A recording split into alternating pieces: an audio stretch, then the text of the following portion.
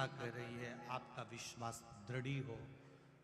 वो देव, अधिदेव, महादेव आपके लिए बाहें फैलाकर खड़ा है, बाहें फैलाकर खड़ा है।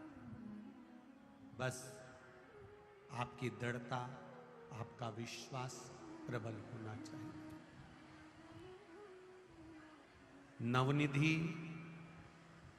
शिव महापुराण की कथा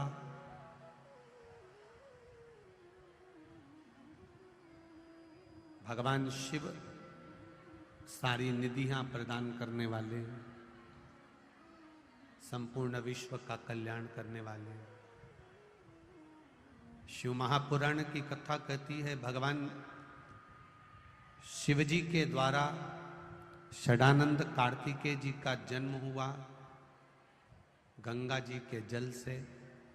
6 पुत्रों ने जन्म ले लिया। तारकासुर जो बड़ा उपद्रवी था, जिसने देवताओं को कष्ट देना प्रारंभ करा, देवताओं को तकलीफ देना प्रारंभ करा, तो सारे देव भगवान नारायण के पास में जाकर प्रार्थना करे।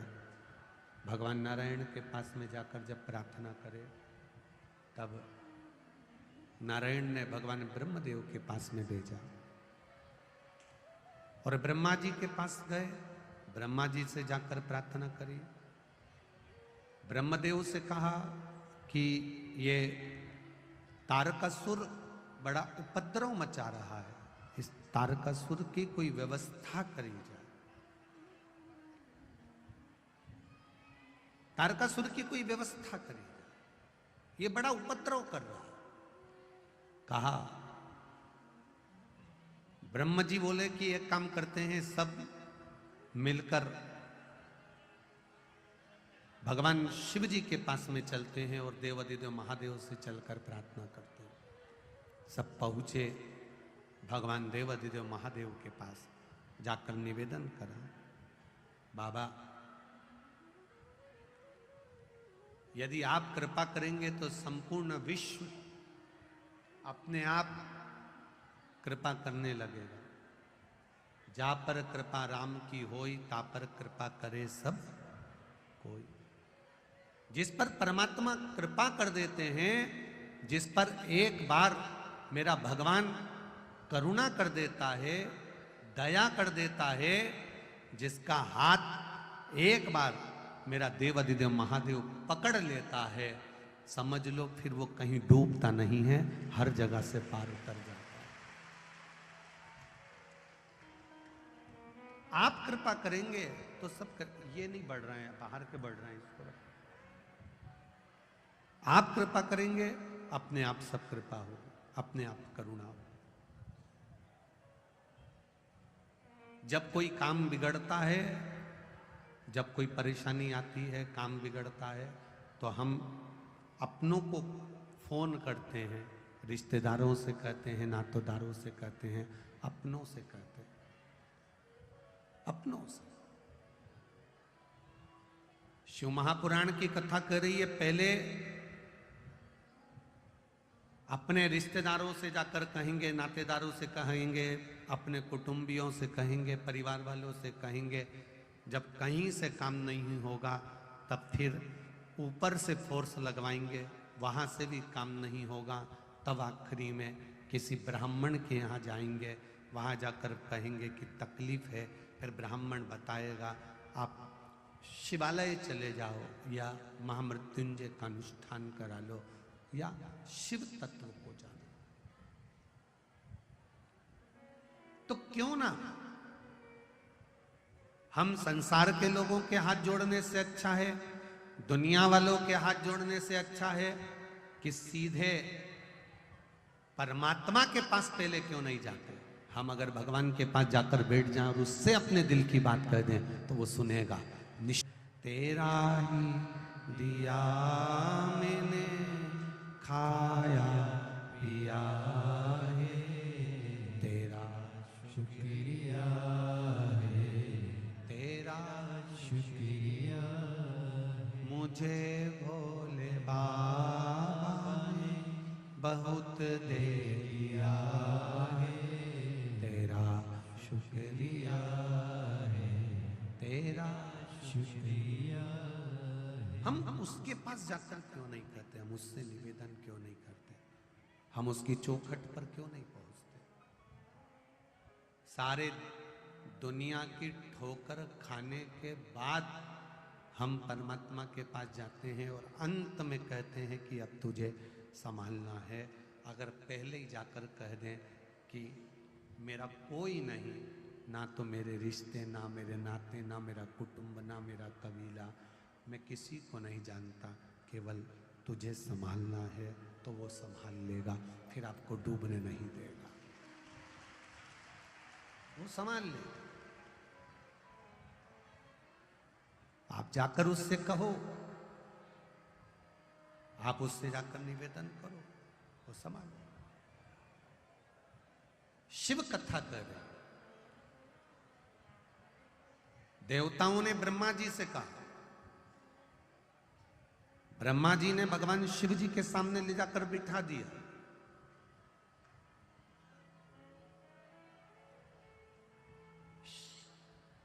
जितने मंदिर जाना, उस मंदिर में भले आप खड़े होकर दर्शन कर लेना, थोड़ा ध्यान देना। नवनिधि शिव ये नहीं बढ़ रहा है, बाहर का बढ़ रहा है, उसका ध्यान रखिए। नवनिधि शिव महापुराण की कथा कर रही है।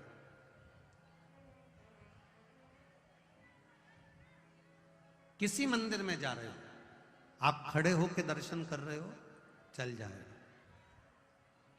पर महादेव के मंदिर में अगर अंदर जगह नहीं है, बाहर जगह नहीं है, उसके बाहर जो सीढ़ियां हैं, दरवाजा है, द्वार है, उसके पास में भी अगर एक क्षण के लिए बैठ गए, कंकर शंकर तुम्हारे शरीर से स्पर्श हो गया, तो समझ लो कि तुम्हारा काम हो गया। राजा चंद्रसेन मंदिर के अंदर इसलिए नहीं जाते थे क्योंकि उनके पास में वो नगर के राजा थे, और नगर का राजा अगर मंदिर के अंदर जाता है, एक राजा जब मंदिर में पहुंचता है, तो ब्राह्मण जो पूजन कराने वाले हैं उनको लगता है कि राजा आया है, राजा आया है, दक्षिणा ज्यादा देगा, राजा आया है, भेंट ज्यादा देगा, राजा आया है, मंत्री आया है, कोई राजनेता आया है, कोई सत्ताधारी आया है, कोई वैभवपति आया है, कोई सेठ आया है। मंदिर के अंदर जब पैसे वाला कोई प्रतिष्ठित व्यक्ति जब मंदिर के अंदर आता है, तो पूजन करने वाले को लगता है कि दक्षिणा अच्छी मिलेगी या भेंट अच्छी मिलेगी या वो संभालेगा। तो राजा चंद्रसेन को लगा मेरे जाने से पूजन करने वाले की दृष्टि मुझ पर पड़ जाती है और वो भगवान पर दृष्टि नहीं दे पाता है। तो राजा चंद्रसेन मंदिर में जाना, केवल मंदिर की चौखट पर जाता था, शीश नवाता था, प्रणाम करता था, और मंदिर की चौखट पर जाकर शीश नवाकर प्रणाम करता, तो वहीं दरवाजे पर मणिभद्र विराजमान थे। भगवान शंकर के गण मणिभद्र रहते थे। उन मणिभद्र ने देखा, रोज आता है, दरवाजे पर शीश लगाता है, बैठ जाता है, द्वार के पास बैठता है, घंटों तक देवादिदेव महादेव को निहारता रहता है। तब मणिभद्र ने अपनी एक मणि निकालकर राजा चंद्रसेन को दे दी। किसी मंदिर में जा रहे हो, वहां तुम खड़े हुए हो, खड़े हो के दर्शन कर रहे हो, वो अपनी जगह पर शिव महापुराण की कथा कहती है केवल एक शिव का शिवालय,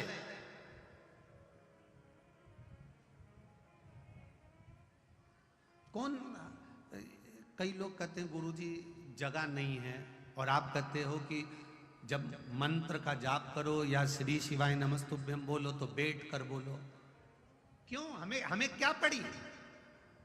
हम तुमसे ये नहीं कहते कि अपनी अपनी जगह पर खड़े होकर मंत्र का जाप करो, सब लोग प्रार्थना करते खड़े होकर, तुम भी करो। बैठने का क्यों कहते हैं? कि एक क्षण बैठ जाओ। क्यों कहते हैं बार बार बैठने का? उसका एक कारण है। ये पोहा बनाकर गरम पानी के भगोने के ऊपर रख देते हैं, जिससे पोहा गरम बना रहे। उसी तरह जिस जगह पर आप कथा सुन रहे हो, मंदिर है, देवालय है, शिवालय है, वहां बैठते हो तो वहां की जो ऊर्जा है आपके शरीर में प्रवेश कर जाती है, और आप जब घर जाते हो जैसे हो गरम की गरम ही बने रहते हो, ताजे की ताजे ही बने रहते हो।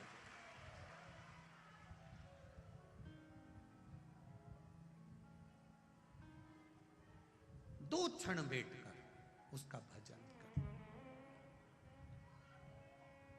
एक पोते की गोद में दादा बैठता है।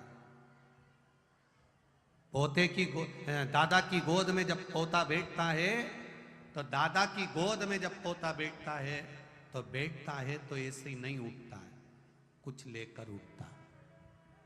हमारी गांव की माताएं, जो हरियाणा पंजाब साइड की माताएं, वो एक बात कहती हैं, गोबर गिरता है तो धूल लेकर उठता है। गाय का जब गोबर गिरेगा तो वो धूल मिट्टी लेकर उठेगा। उसी तरह शिव कथा में, शिवालय में, देवालय में, शंकर भगवान की कथा में, मंदिर में, शिवालय में जो बैठता है वो कुछ ना कुछ लेकर उठता ही है, खाली नहीं उठता।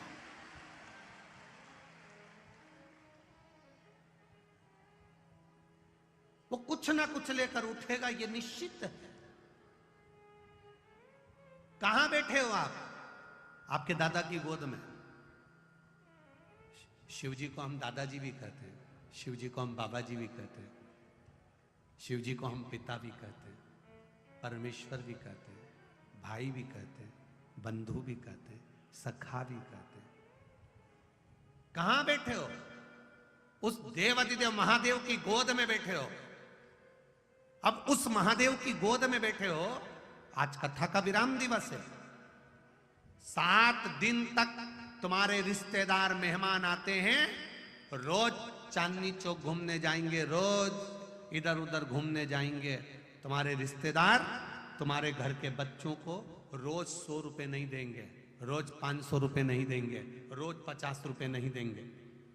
पर जिस दिन रिश्तेदार अपने घर वापिस जाने लगते हैं, उस दिन पर्स खोलकर 50, 100, 500 तुम्हारे घर के बच्चों को देकर जाते हैं। उसी तरह शिव पुराण भी जाती है तो आखिरी दिन देकर जाती है।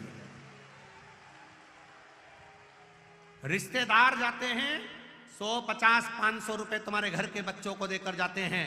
कथा का विराम दिवस होता है। दुनिया के लोग कहते हैं, आखिर समापन पर इतने भारी संख्या में भक्त क्यों पहुंचते हैं? लोग विराम दिवस पर कथा में इतने लोग क्यों पहुंचते हैं? क्योंकि उनको मालूम है मेहमान जाएगा तो कुछ देकर जाएगा, कथा जाएगी तो कुछ देकर जाएगी। काहे कहीं शरीर का है, कहीं रोग का है, कहीं बीमारी का है, कहीं कष्टों में घिरा हुआ।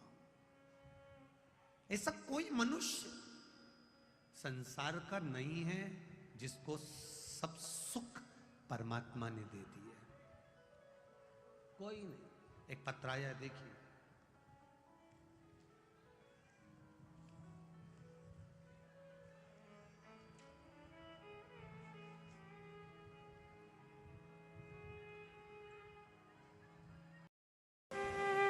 पर वही मंदार,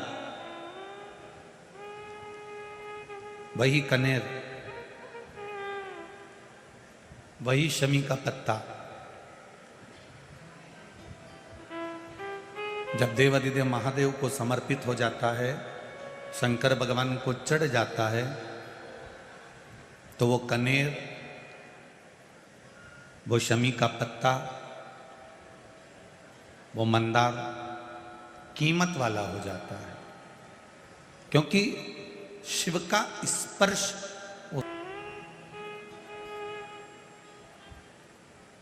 भंवरे की दोस्ती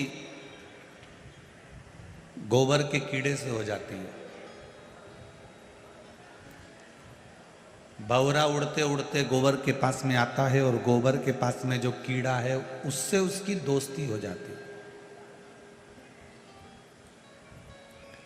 गोबर के कीड़े ने भंवरे से पूछा कि तुम कहाँ रहते हो? भंवरा कहता है मैं ताजे ताजे फूल पर रहता हूँ, उनका रस पीता हूँ और उनका रस ग्रहण करता हूँ।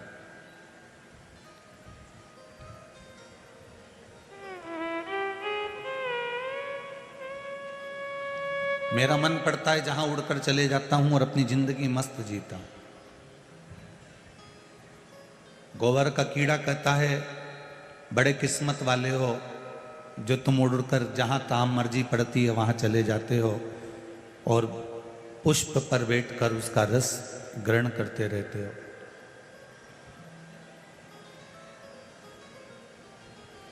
भंवरे ने कहा गोबर के कीड़े से, फिर कर दिया कुछ।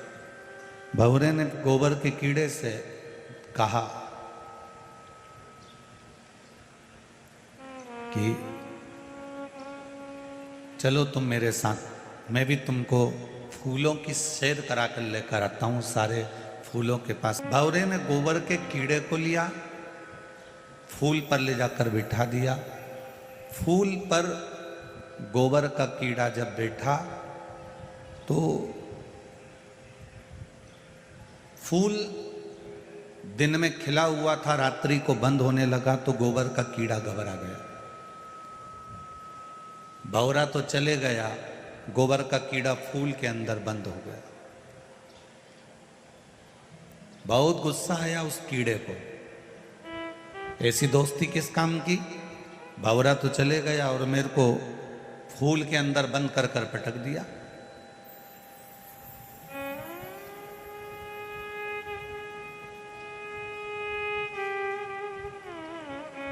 सवेरे माली आया, फूल तोड़ लिया, फूल बंद था। माली को लगा कि लेकर जाऊंगा, भगवान के पास में पहुंचेगा जब तक खिल जाएगा। फूल लेकर गया, माली ने बाजार में रखा।